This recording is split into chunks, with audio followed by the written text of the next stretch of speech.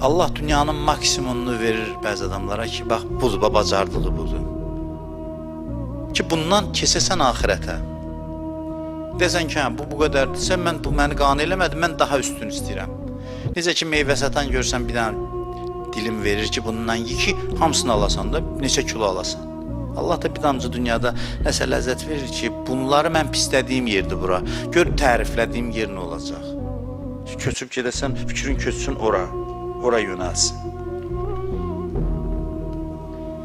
Dünyanın özünə bax, diqqətlə ləzzətlər öz əleyhinə danışır.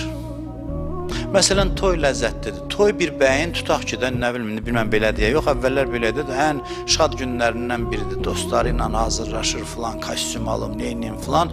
İndi gəlib oturub toyda ürəyinə qəm çökür. Niyə? Deyir, qutarır da 1-2 saata.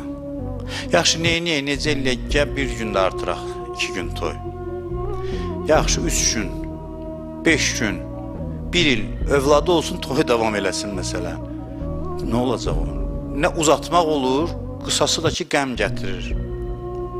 Uzatdın hara qədər, uzatdınsa da ləzzətdən də düşəcək.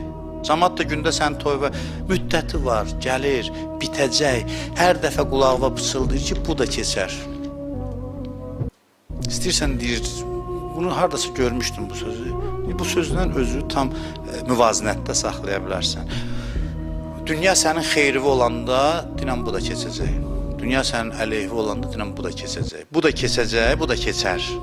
Bu sən həmişə müvazinətdə saxlayır. Qüdrət məqamındasan, hər şey sənin əlindədir, gücün falan dinən bu da keçəcək. Bir gün cansız məni qoyacaqlar, aparacaqlar. Hələ dünyada da ola bilsin ki, bu qüdrət əlimdən çıxsın. Və bir gündə narahatsan, qəmlisən, hər şey əleyhivə gedir, orada deyir ki, bu da keçəcək. Keçəcək. Belə qalmaz. Bu həmin o hədisin tərcüməsidir. Deyir, qəmli günündə, şad günündə qəbristana baş vur. Yəni ki, bu keçəcək. Hər şey keçəcək. Onu al o mesajı təzdən get həyatı yaşa. Qəbristanda ilişib qalma ölülərlə. Get yaşa, enerji dolu yaşa, amma düz yaşa. Fikrin düz olsun. Düşüncən düz olsun.